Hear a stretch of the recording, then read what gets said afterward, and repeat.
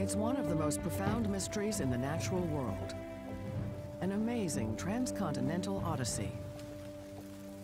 The migration each year of millions of monarch butterflies from Canada, across America, to Mexico. We've got a butterfly that's originating in Toronto, or it's originating in Detroit, Michigan. It's coming down from St. Paul, maybe even Winnipeg, and it's moving south. And somehow it finds its way to Mexico. Could you do that? Starting from a tiny caterpillar, blossoming into a beautiful butterfly, these delicate creatures will fly thousands of miles in a feat of endurance and navigation unlike anything else in nature. They've never taken a long flight in their lives, and they're on their way to an area that they've never seen before. Somehow they're recognizing landmarks or following streams or following the sun or following something. They're on their way to a remote area high in the Mexican mountains. And they get there every year at exactly the same time. Butterflies have dazzled humans for millennia. It's a beautiful little creature, and on top of that, it migrates 2,000 miles. And this just staggers the mind. I think the monarch butterfly is one of the most magnificent animals in the world. And it's unique in terms of the entire animal kingdom. There's nothing like it. Next on Nova, the incredible journey of the butterflies.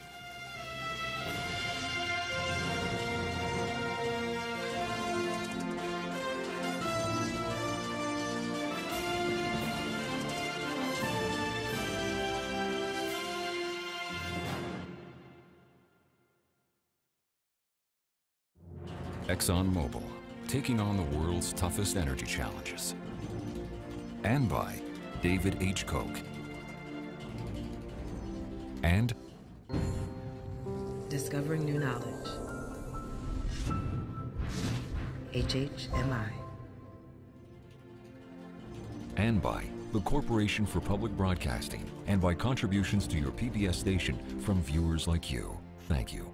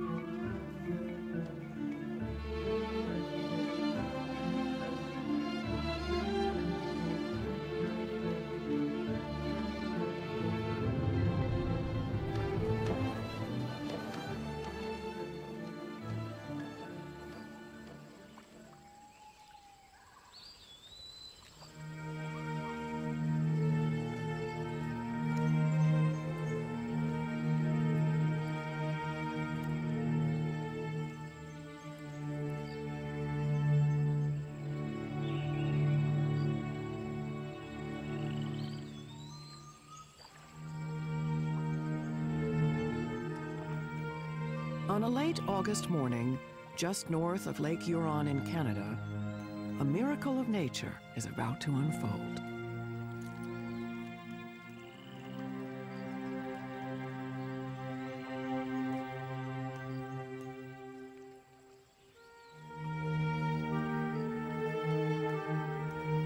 This tiny caterpillar is destined to become a monarch butterfly.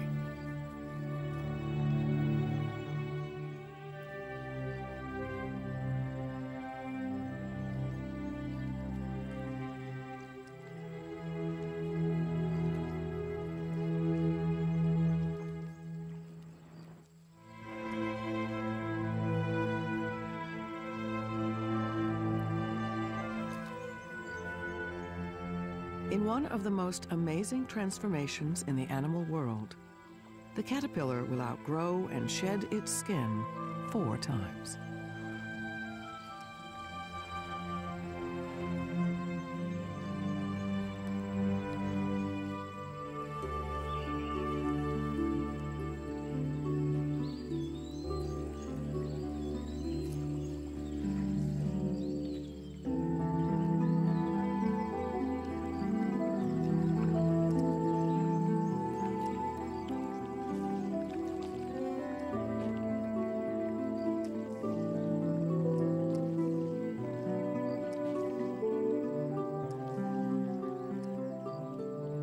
The fifth time, the caterpillar disappears.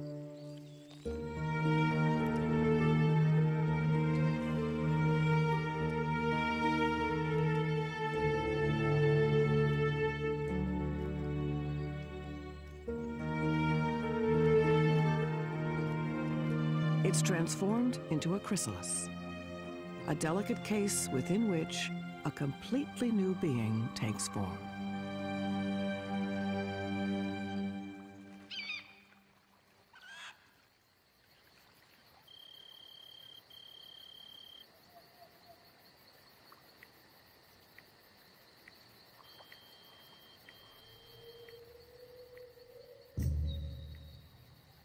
After about 10 days in the chrysalis, the new creature is complete.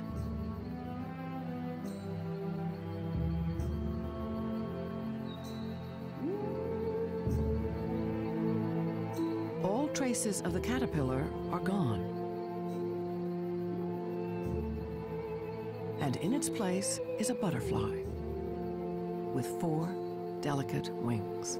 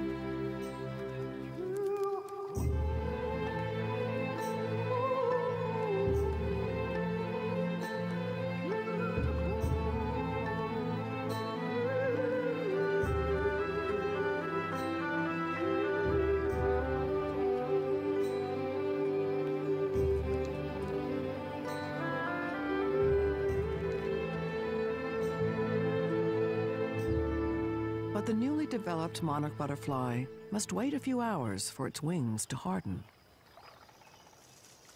And then, finally, it can fly.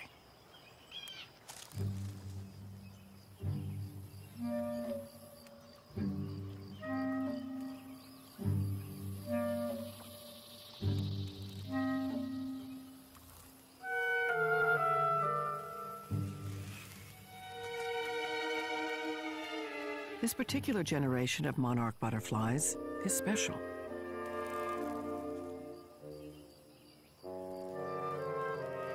Every year, about 100 million of them begin an astonishing migration.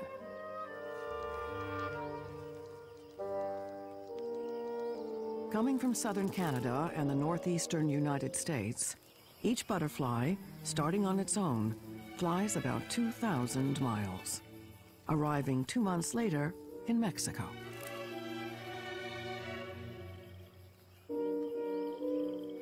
Their trip is part of a carefully timed cycle that began 3 generations back, when a group of monarchs left Mexico at the end of the winter.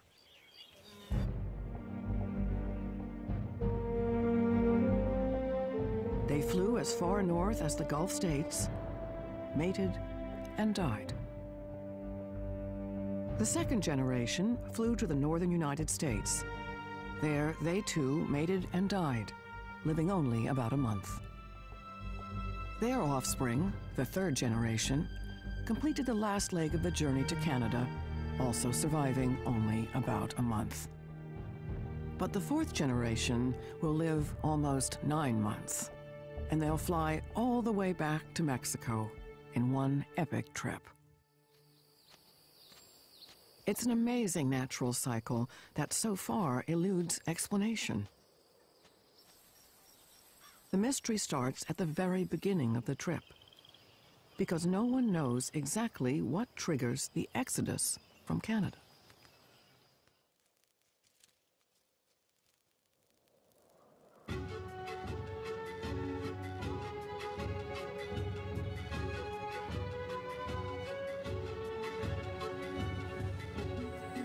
Well, when the monarchs leave Canada, they have a 2,000-mile trek ahead of them, at least.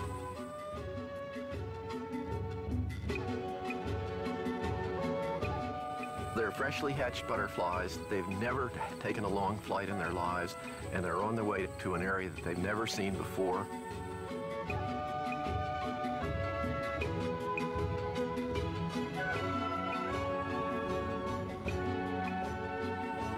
Somehow they're recognizing landmarks or following streams or following the sun or following something.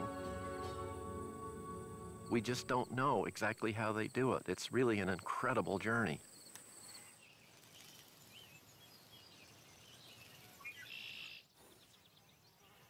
A monarch's wingspan is just under 4 inches, and they weigh less than 1/5 of an ounce.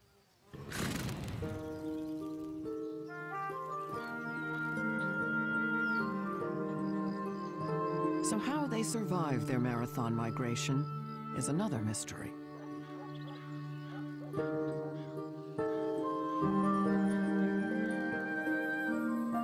They only fly when conditions are perfect.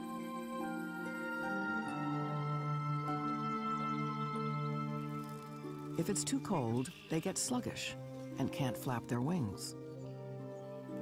If it's too hot, they stop flying so they don't get overheated. They must also stop often for nectar and water. But every time they land, there can be enemies lurking.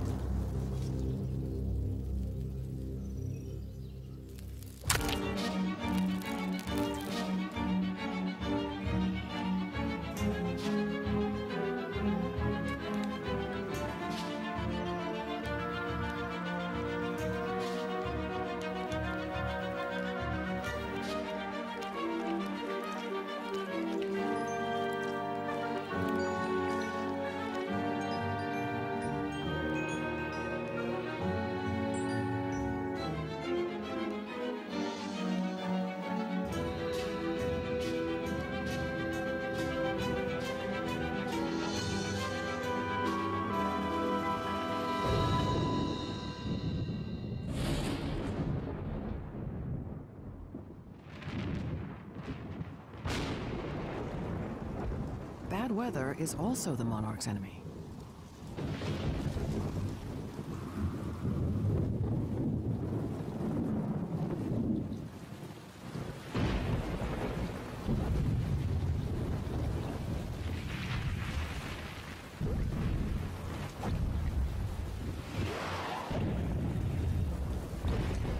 A rainstorm can be deadly.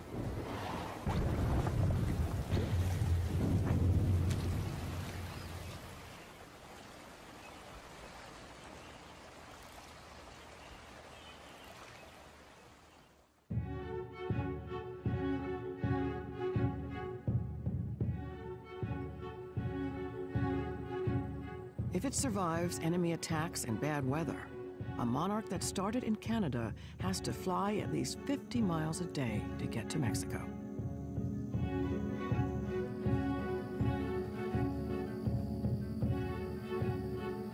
The physical effort this requires is remarkable for a creature so small, with such fragile wings.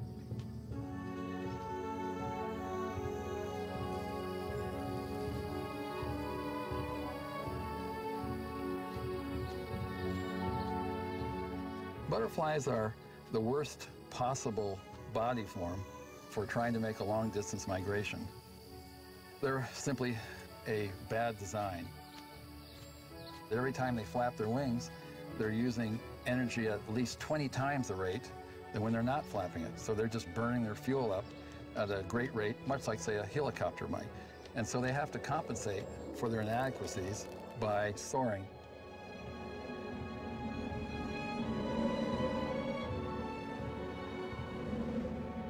Soaring is gliding in rising air, much like I'm doing right now.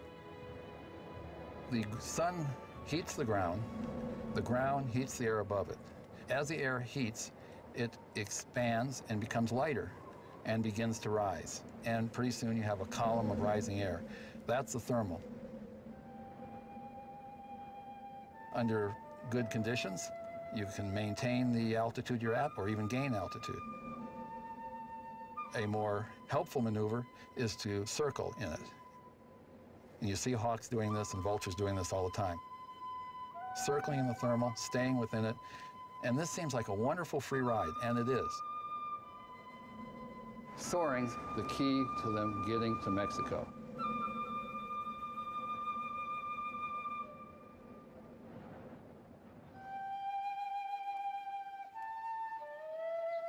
On the shores of the Great Lakes, just days into their journey, the monarchs face their first geographic hurdle. Miles of open water and constantly shifting winds.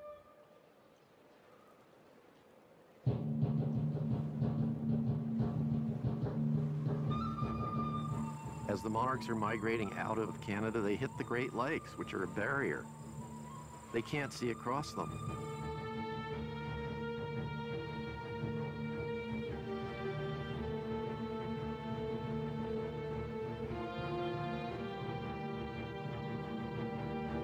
With no land in sight, monarchs use their finely tuned sense of the direction of the wind to carry them across the water.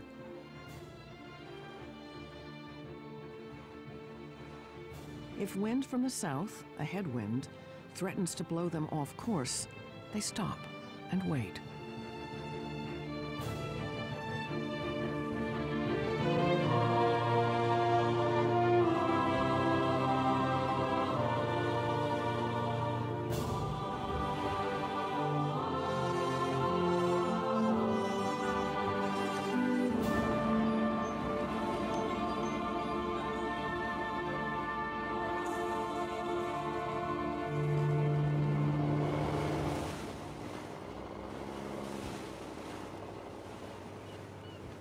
When they sense that the wind has shifted in their favor, they fly on.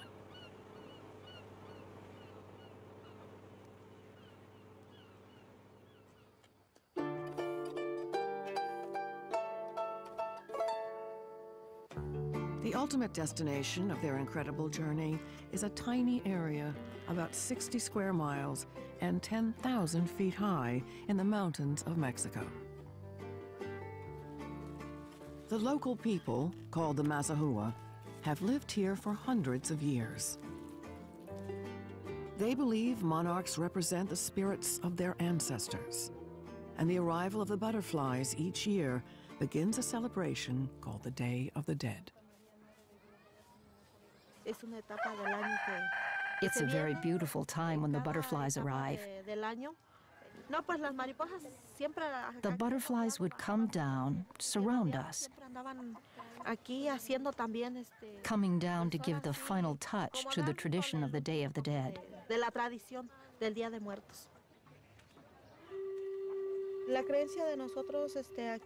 For those who live here, it's our belief from when I was a child. We would say they were the souls of our departed loved ones. Every year I make an altar. We put these things here because when our ancestors were alive, this is what they liked. That's why one waits for their arrival, to give them this offering.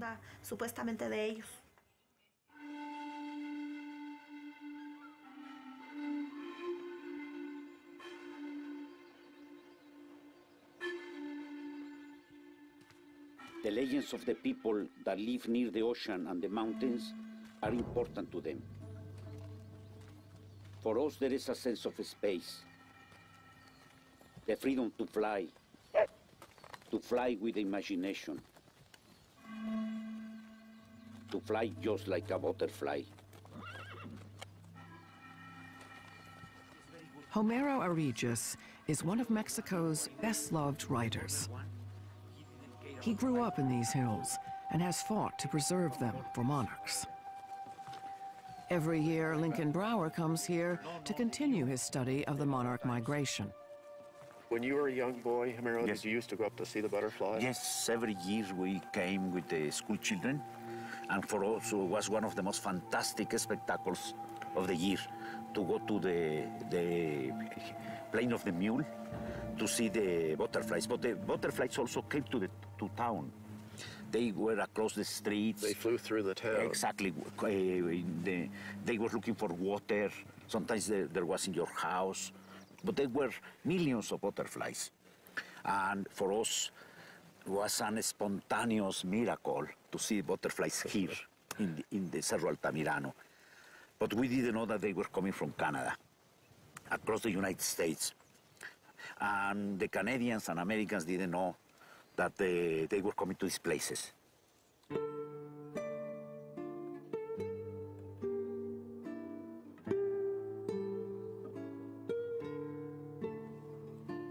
It was not until 1975 that scientists discovered the full extent of the North American migration, when butterflies that had been tagged in Canada were found spending the winter here.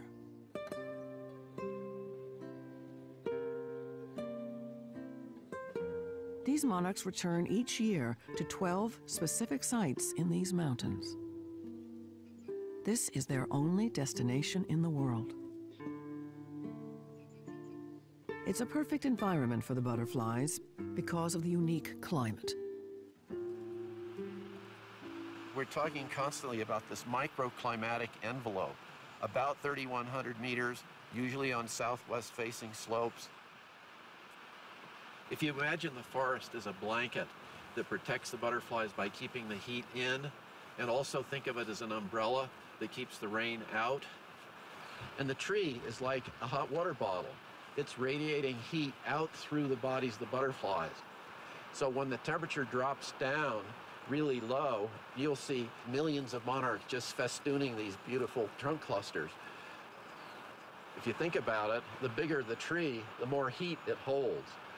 So this is an argument for maintaining the forest in its native state, to let the trees get as big as they can, and the butterflies will be protected during those cold periods.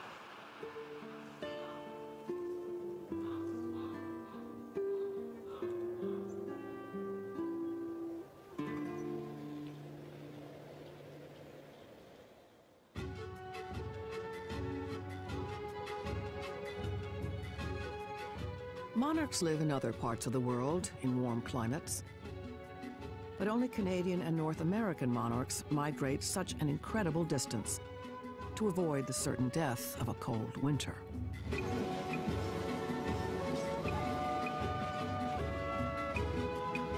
And exactly how they navigate from Canada to Mexico is another unsolved mystery.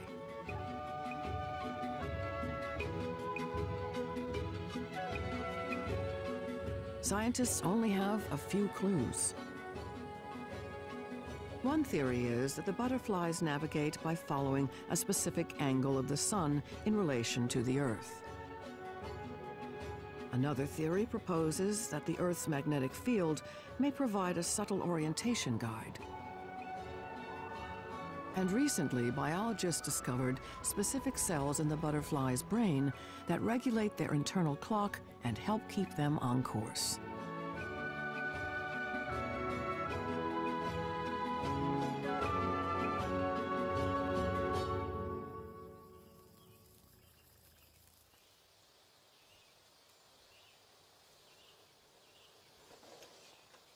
At the University of Kansas, Chip Taylor studies the forces at work in the monarch migration. You've got a butterfly that's originating in Toronto, or it's originating in Point Pelee, or it's originating in Detroit, Michigan.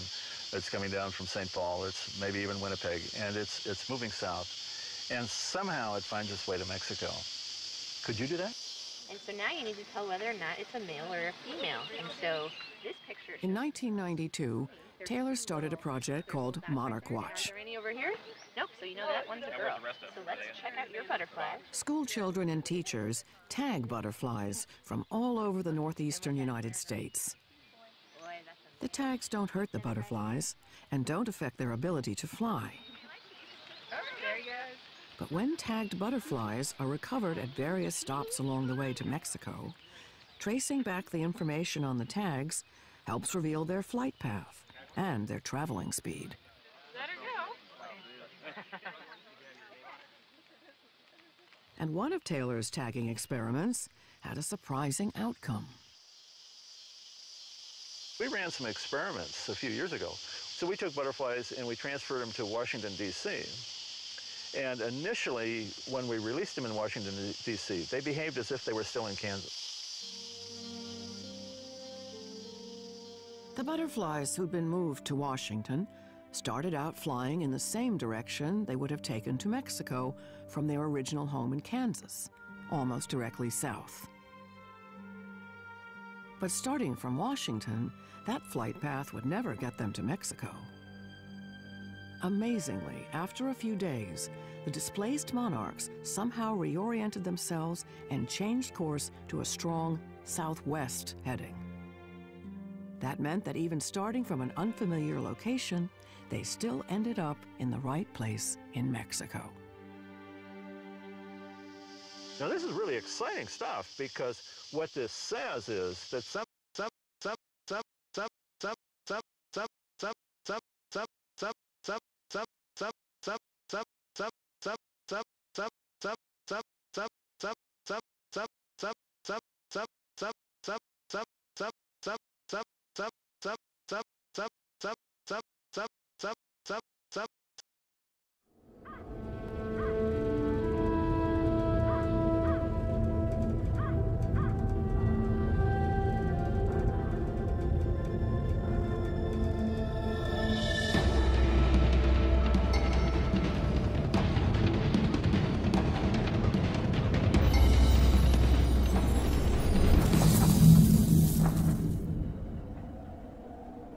It's winter in the heart of the Midwest, and some remarkable visitors have arrived. These are young snowy owls. They can appear unexpectedly in places like this, and then just vanish. Snowy owls are mystical creatures, a startling sight in broad daylight among the homes and farmlands of Wisconsin.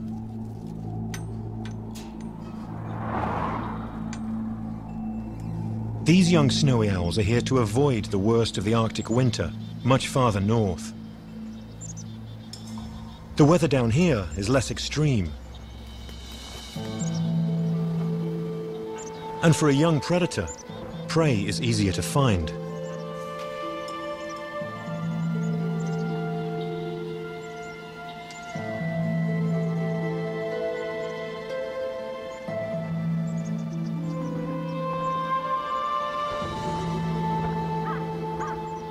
These owls haven't yet fully mastered all the skills needed to survive an Arctic winter, as their parents can.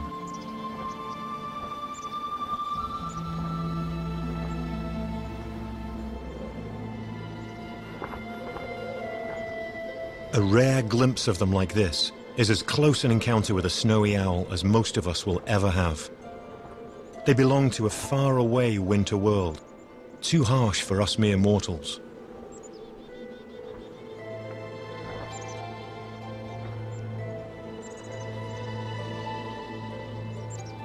Snowies are one of the biggest owls in the world, standing 2 feet tall, with a wingspan of 5 feet. They also have extraordinary vision. Unique telescopic sight allows them to lock onto prey from great distances.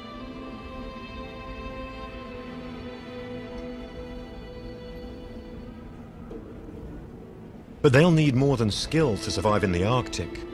They'll need courage and determination to take on the land of snow and ice.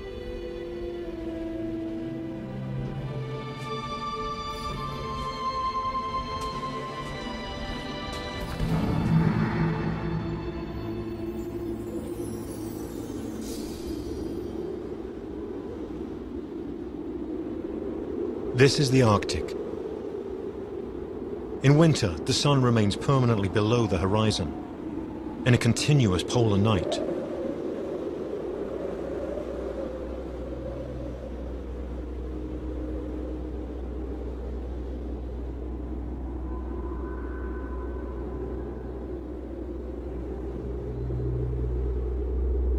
Adult snowy owls hunt here throughout these cold, dark months, surviving as if by magic. Only the most experienced are capable of living year-round in this eerie, bleak, frozen land.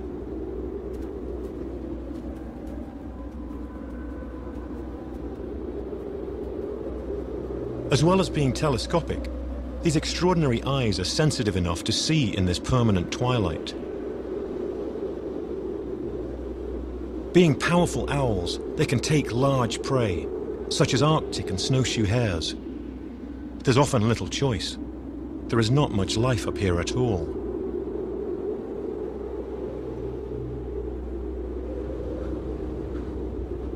But light is slowly returning to the Arctic. In the dim glow of the Arctic dawn, the true majesty of the snowy owl can be seen in its frozen, white kingdom.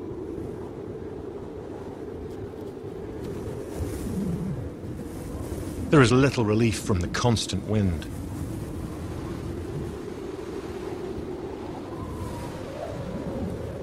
For adult snowies, the lengthening daylight means the chance to breed is drawing closer.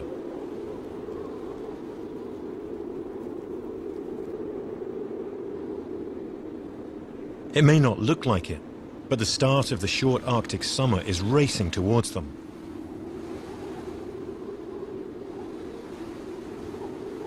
The owls must nest on the first snow-free patch of tundra they can find.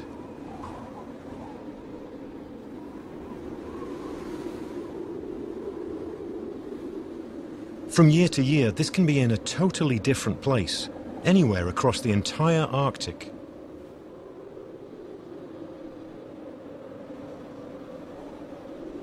It's late May, and if we're to succeed in filming snowy owls, we're going to have to find them soon.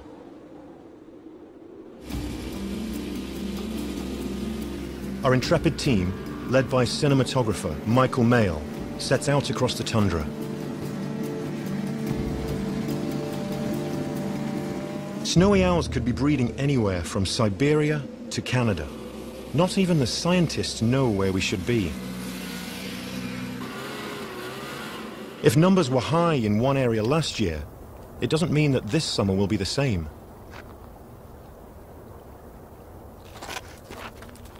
There's evidence from regurgitated pellets that owls have been here recently, but no sign of a nest.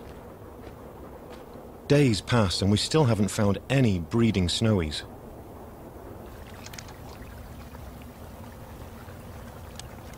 We hope this year won't be one of those when hardly any owls breed at all.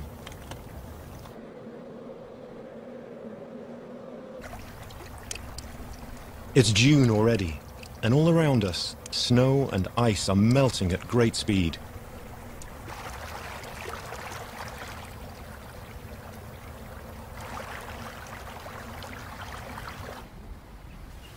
The exposed tundra attracts migrants from the south.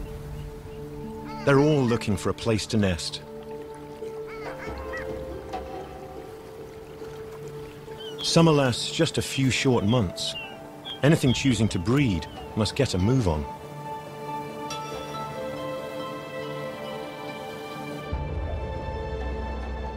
The sun now stays permanently above the horizon. It will not set again for 82 days.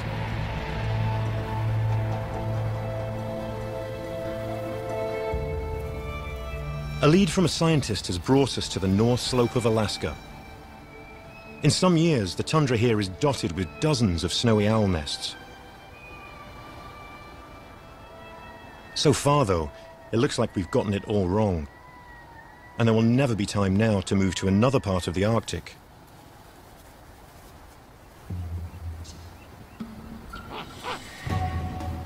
Then, a sudden attack by a male snowy owl makes us think that we've walked into his breeding territory.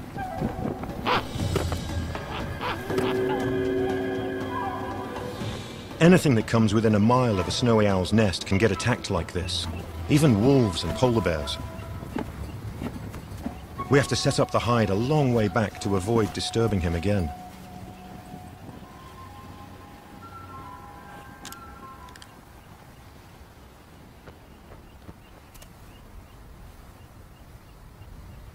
It's a huge relief to be settled in. The much larger female is definitely sitting on eggs. And at last, we can start to observe and film. She's the only nesting owl on the whole tundra. We can't see another breeding pair anywhere else in this landscape. If she fails, our efforts are doomed. The absence of any other owls must be saying something. Is our pair doing the right thing by trying to breed in this spot?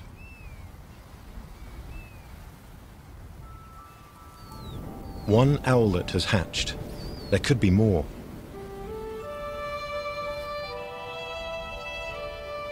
We know that snowy owls can lay up to 14 eggs, the biggest clutch size of any owl.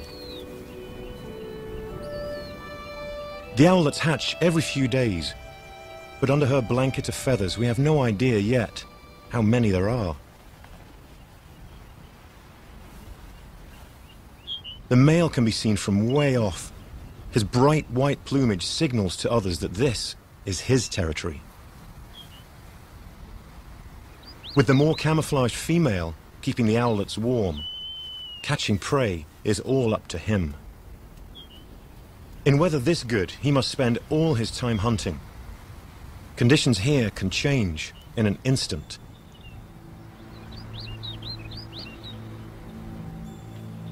Fog or strong winds will make it impossible for him.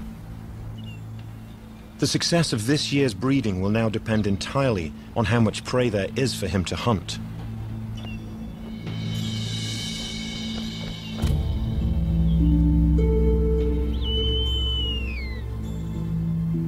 He's caught something.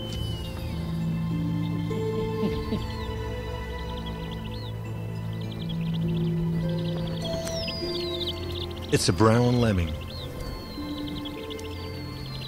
On a rare, calm day like this, he can really put the hours into hunting. While the chicks are this small, it's her job to break the food up into bite-sized morsels. Those little mouths could choke on more. She's so far-sighted, she can't see the owlets when they're this close to her face. The bristles over her beak help her feel for them.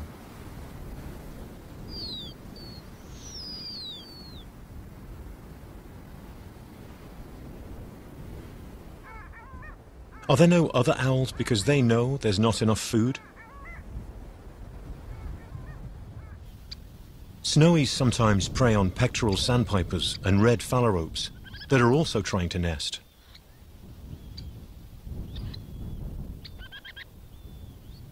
Though for the owls to raise young successfully, there must be a good supply of lemmings. The trouble is, across the Arctic, lemmings can be utterly unpredictable, even in one small area. Their numbers can erupt or disappear at any moment throughout the summer. For snowy owls, this makes breeding a complete gamble.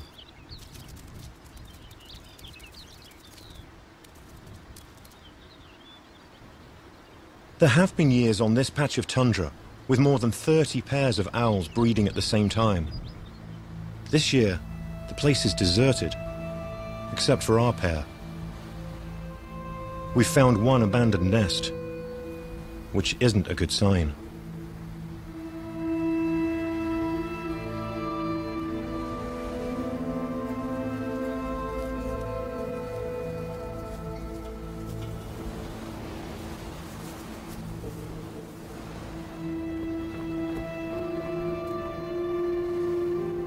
And now, we're increasingly concerned that our pair will fail too.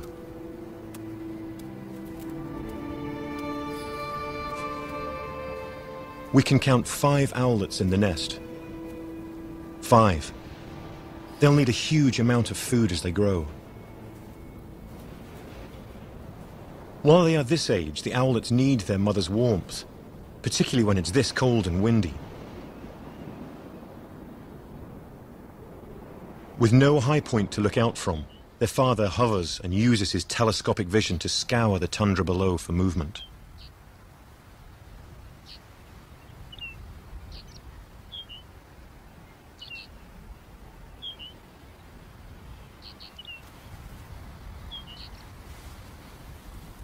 He can't afford to miss like this. Only he can do the hunting. She must keep them safe and warm. They're vulnerable on the ground like this, and there's one predator to really watch out for. Polar bears. With the sea ice melted, they are forced into sharing this part of the tundra with our owls. If polar bears find the youngsters unattended, they will eat them.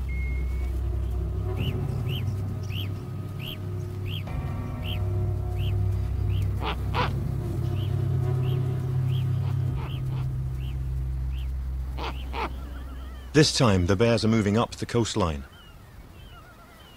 though they may well be back. It's not for lack of trying that he is not making regular deliveries. There are just so few lemmings around.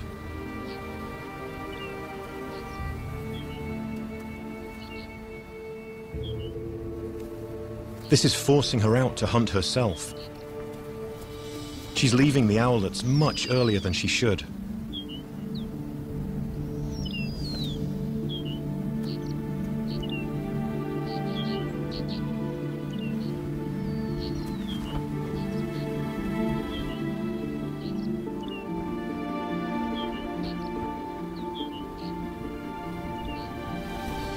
The youngest owlet is only days old. She should be there to keep it out of the freezing wind.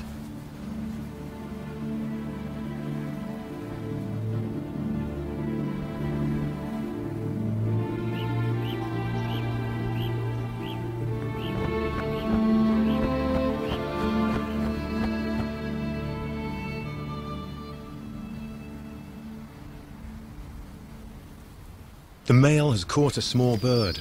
It's a phalarope. In her eagerness to get him back out hunting again, she comes in to do the feeding.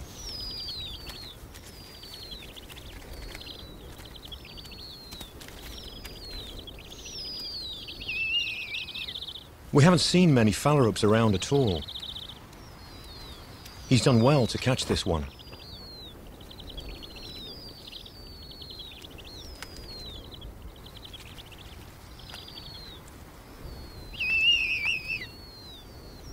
One small bird is never going to satisfy the hunger of all 5 owlets.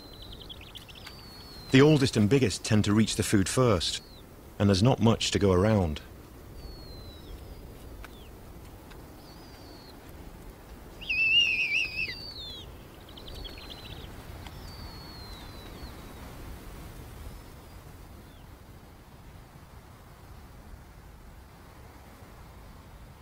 Sometimes the male doesn't come in for hours on end.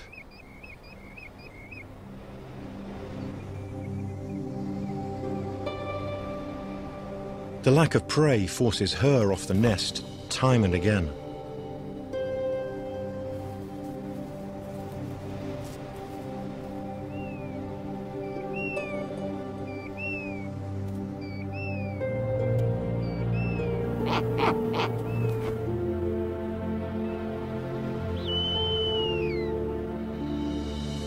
We're starting to worry things may be taking a turn for the worse.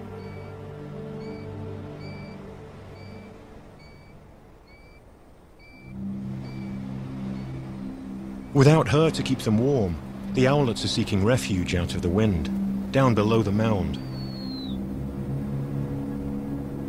They're too young to leave the nest. This has never been recorded before. We're worried to see this strange behavior. The smallest owlet is only 10 days old, and by nature of its size, is the most vulnerable.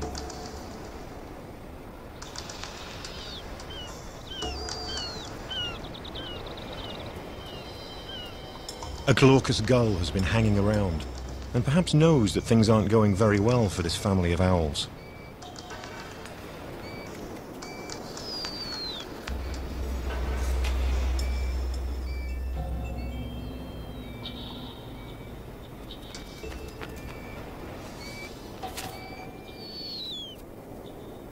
She can't afford to travel too far from the nest, though she is bringing back virtually nothing for them.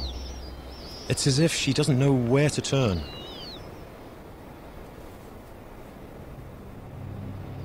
These owlets really aren't getting enough food.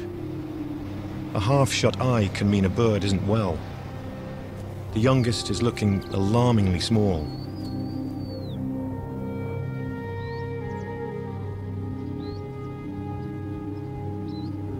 Their father is rarely off the wing and hovers higher and higher on the lookout for food.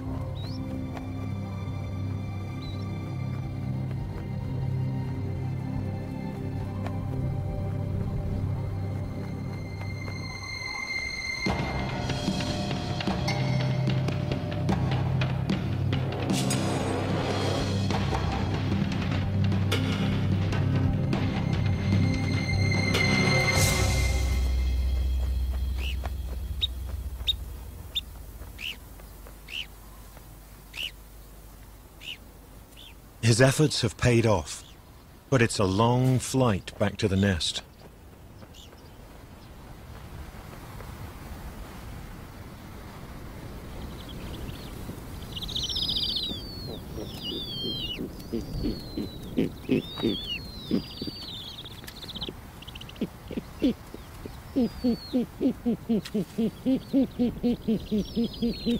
For the owlets, this couldn't have come soon enough. It's a race to get fed, though the youngest and smallest is stuck at the back of the bunch.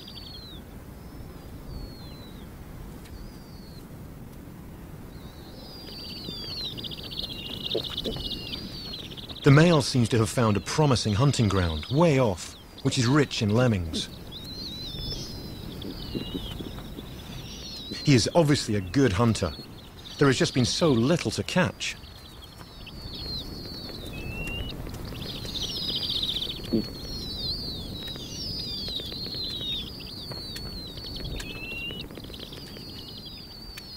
The bigger owlets can consume a whole lemming in a few gulps.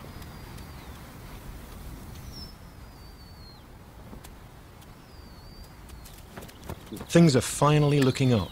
With food coming in, perhaps our family's fortunes will change. Though we're noticing an increasing divide between the youngest owlet and its older siblings.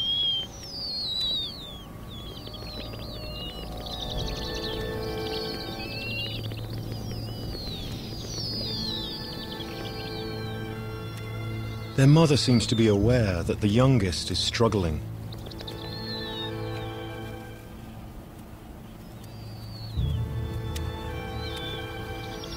She's trying to do something about it.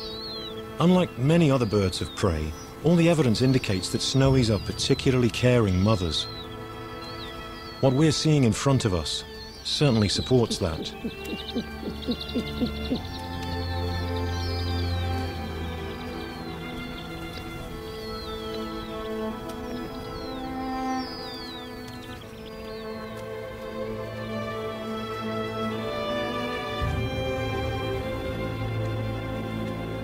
Despite her attempts to help the owlet by trying to feed it, the little one's strength is visibly failing.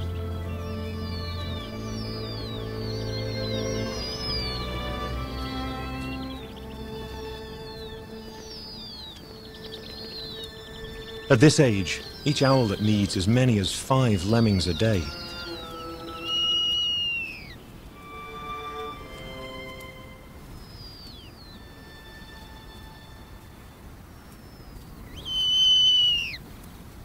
The weather can change so quickly here in the Arctic that the owlets need to be well nourished, or they won't survive any colder spells. Freezing fogs like this can roll in off the Arctic Ocean in a matter of hours.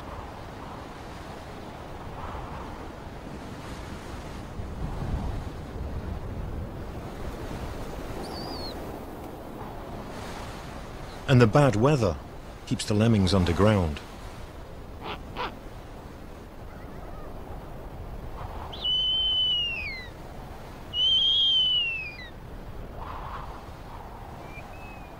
Even she is now begging to the male for food.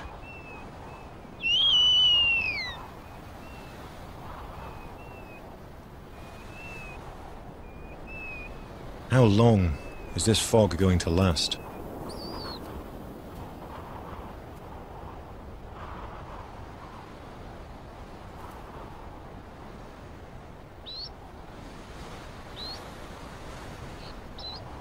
Some 8 hours later, it's easing, though thick fogs like these can linger for days.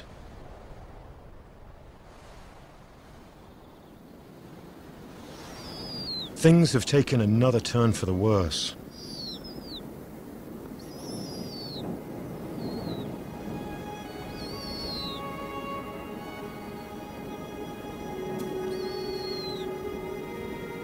The youngest owlet stands weak and isolated. It no longer has the strength to stay with the others.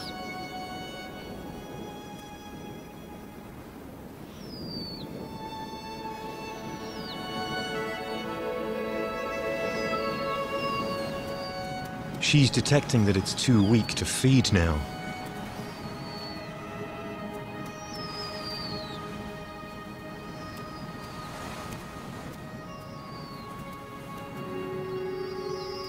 Though she can at least brood it tenderly.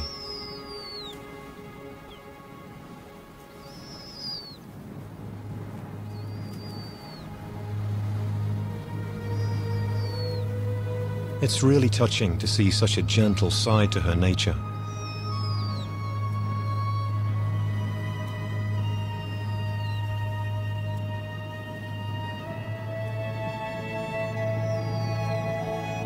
Even the older owlets now seem concerned for their ever-weakening sibling.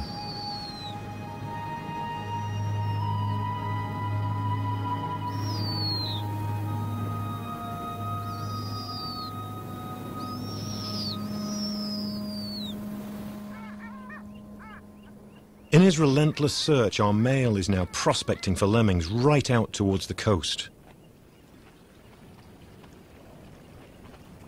This is a good few miles from the nest.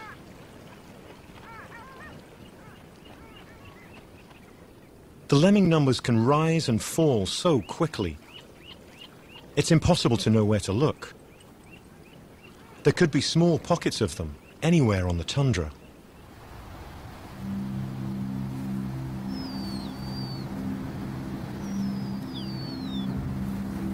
There doesn't seem to be any movement from the youngest owlet now. It must be dead. She knows this too. She has invested everything into trying to save her youngest, but there are 4 others that need her attention. Right in front of us, we notice a sudden and complete change in her. In what seems to us a desperate measure, she feeds the lifeless body to the others.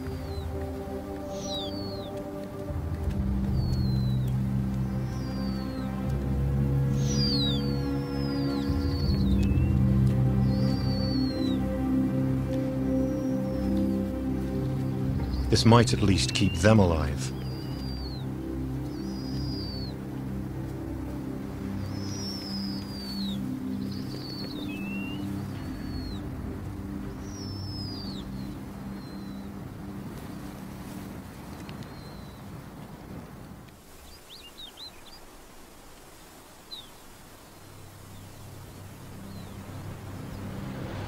There's absolutely no sign of the male. With her mate nowhere to be seen, and her youngest owlet dead, what will she do next? Our pair's efforts to breed are turning into a disaster.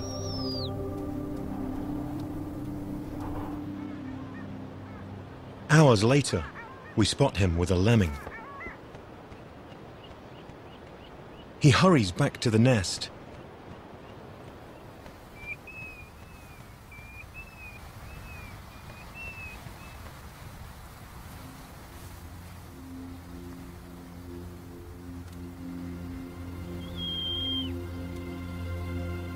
But when he gets there, no one's home.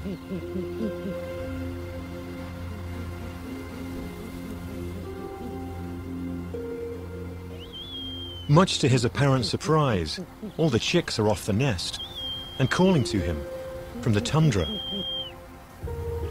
But he takes a moment. It turns out that he's the last of the family to give up the nest.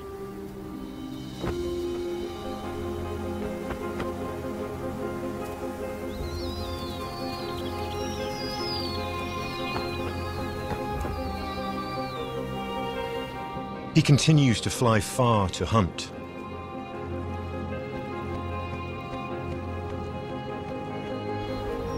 And at last, he's found the density of lemmings he's been waiting for all summer. Eager to get a meal, the owlets stumble towards him.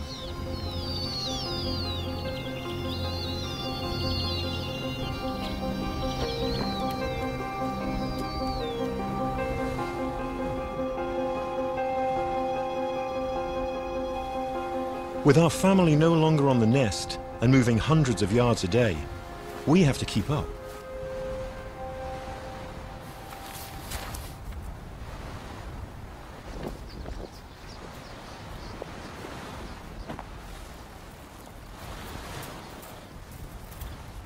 Michael constructs a more mobile hide.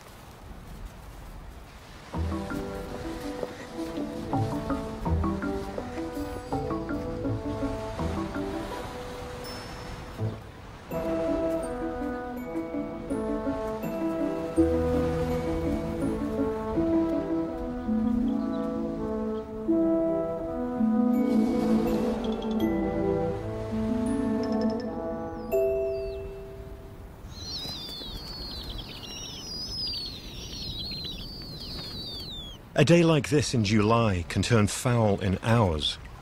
A rainstorm can appear from nowhere.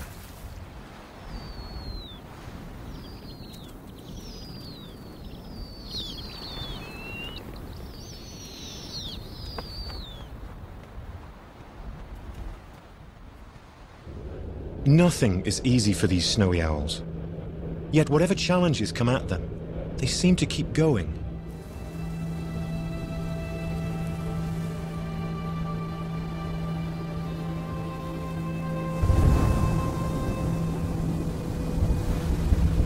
We've experienced more than a few drizzly days up here, but freezing rain like this can be a killer.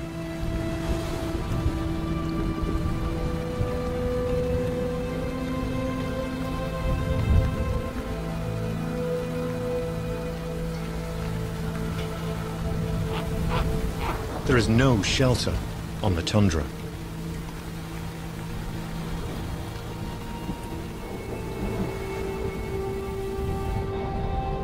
It is 2 long days before the weather starts to clear.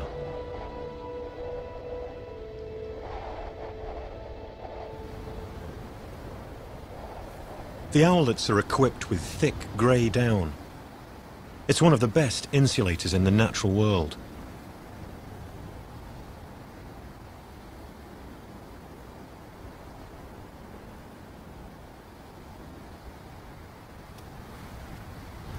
Within 5 days, all the owlets are over half a mile away from the nest.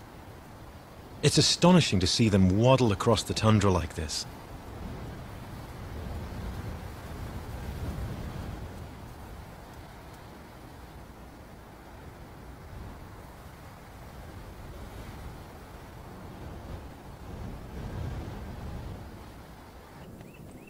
It's such a relief for the family, and for us, that he has found a good hunting spot.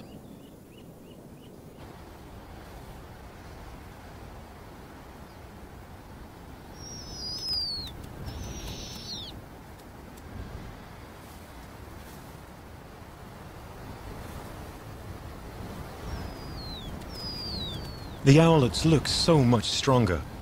At this age, they need more food than ever. They're growing exponentially.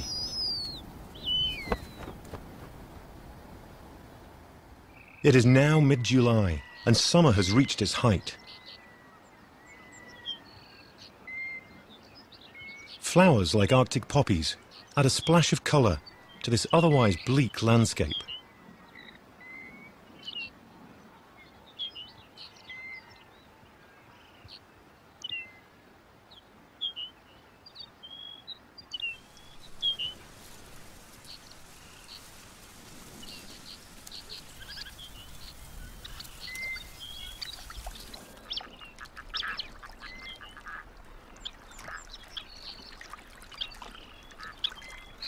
All the other birds breeding here will be on the wing long before our young snowy owls.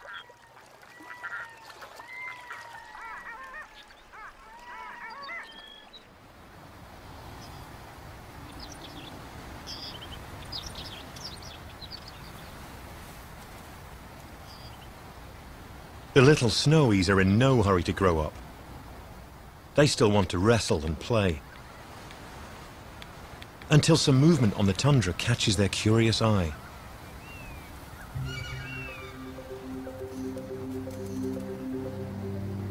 One has spotted a golden plover.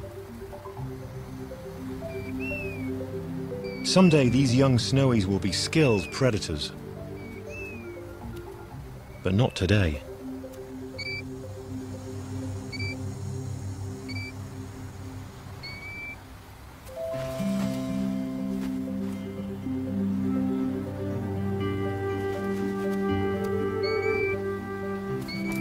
For now, they're just chicks, each easily distracted by the other.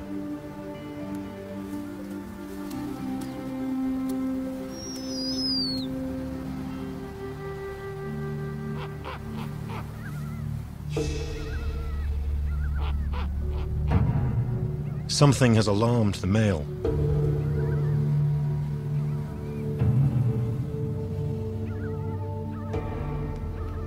It's polar bears again, patrolling the coast, waiting for the sea ice to form. This is a hungry time of year for them.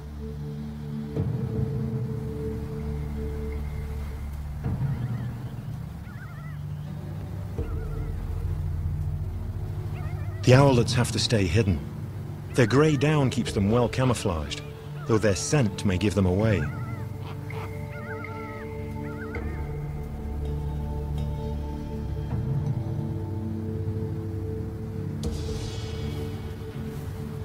If the bears get much closer to the owlets, the adults may have to take them on and stoop at them like they did at us when we arrived.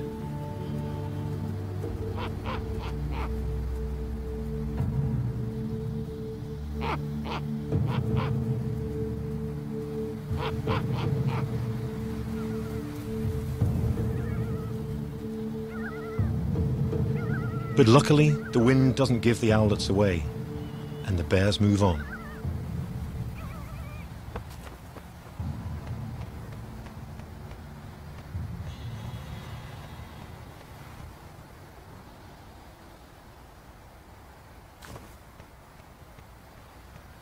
Our female seems set on taking the owlets to the coast, where the male is hunting.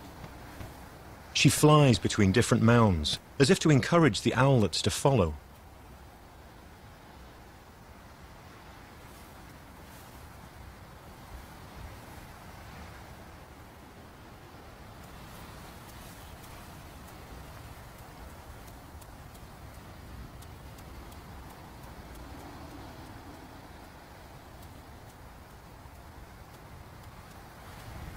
The little family of snowies is slowly marching ever closer to their next meal.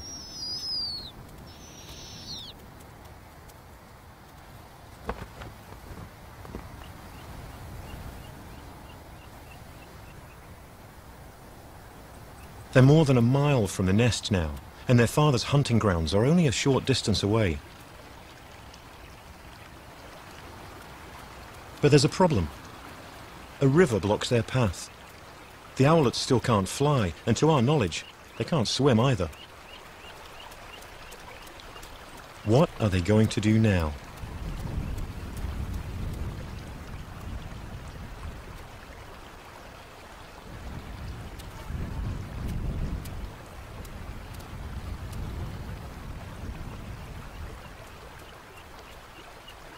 At least they can have a drink and a bath. The temperature in July can at times creep up to well over 50 degrees. For the Arctic, this is a baking hot day. And trudging along under a thick coat of down is hard work.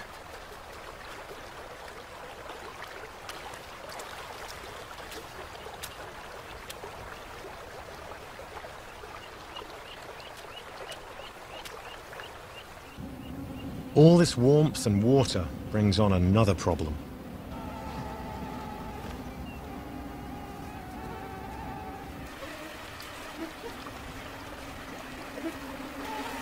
Mosquitoes.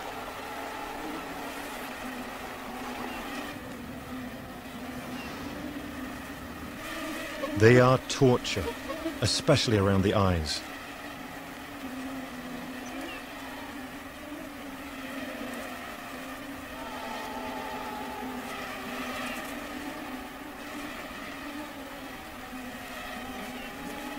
By the end of July, most of the tundra is covered in mosquitoes.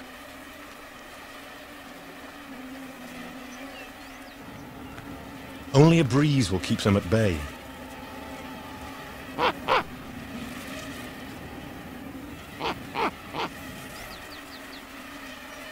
Maybe this is another reason the owl family is heading to the coast.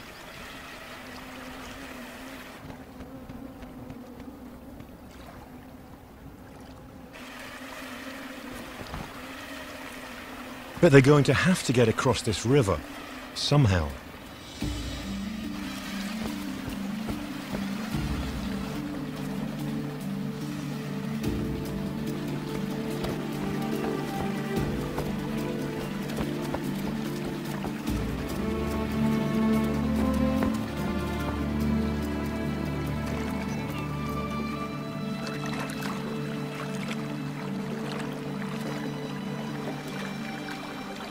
These owls continue to amaze us.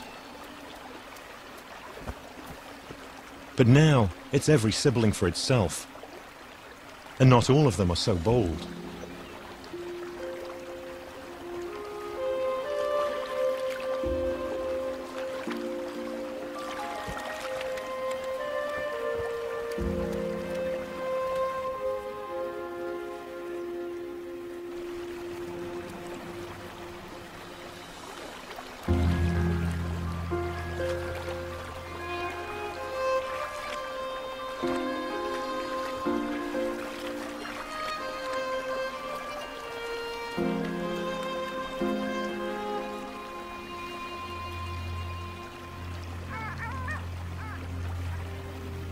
Ducks seem to offer some encouragement.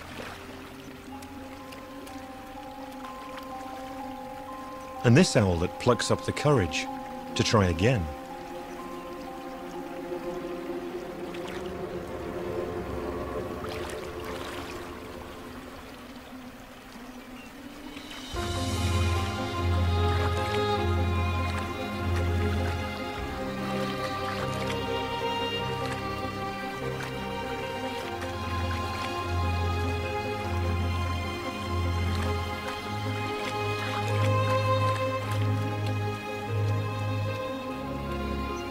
Made it.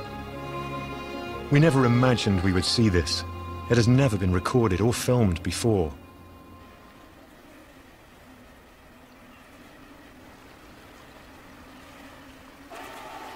The owls have moved on, and the good news is the camera team can finally get out of the hide.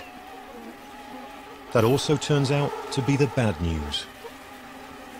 Time for us to move on too.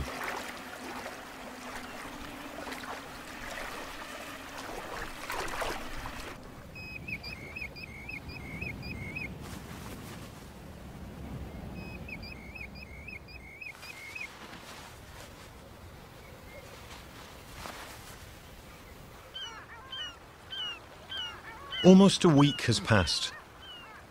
The owlet's flight feathers are growing fast, and they could take to the wing any day now. The whole family has reached the shoreline, where the coastal breeze keeps all the mosquitoes at bay.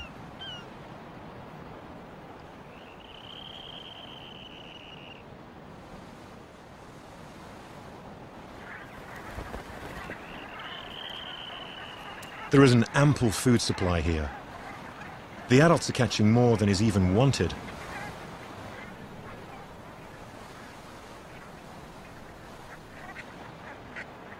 The owlets exercise their wing muscles and snatch at pretend prey. We can tell the youngsters apart now. There are 2 males and 2 females. The females have more dark barring on their wings.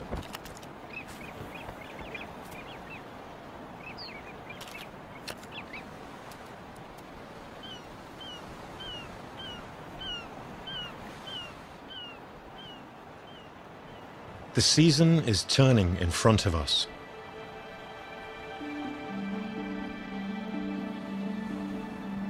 There's already a noticeable change in the colors on the tundra. It's only August, yet these are the first signs of autumn. Brent geese are gathering in large flocks, ready to fly south. But the adult snowies will stay, hunting lemmings, snowshoe hares and ptarmigan through the winter. Some will head to pockets of open water in the Arctic ice to hunt seabirds. But their offspring must leave.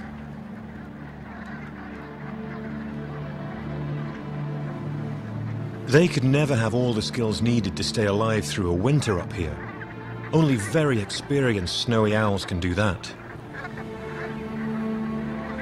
Our youngsters will go where the weather will be less extreme and prey more certain.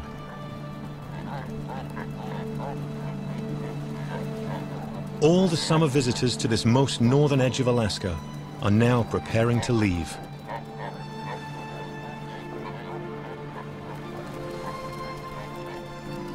With few obstacles to avoid, the tundra is a good place to learn how to fly.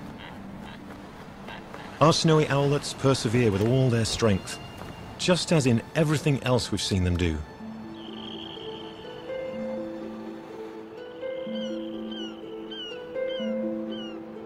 The sun is dropping ever closer to the horizon.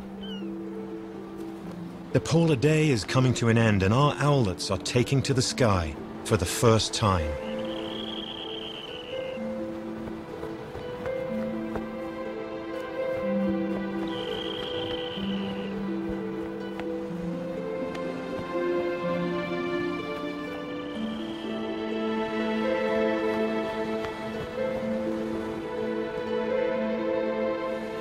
As we leave these astonishing birds, we realize what it takes to live and breed up here. Our snowy owls have done amazingly well to raise 4 owlets in an impossibly difficult year.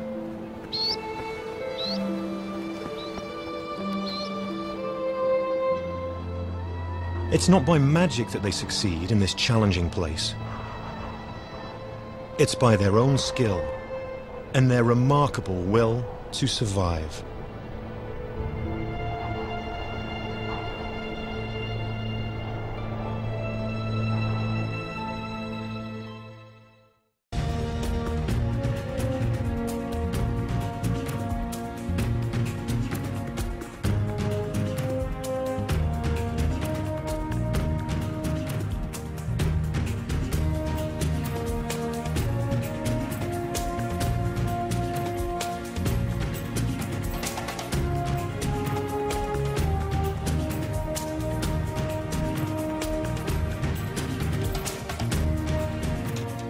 To learn more about what you've seen on this nature program, visit pbs.org.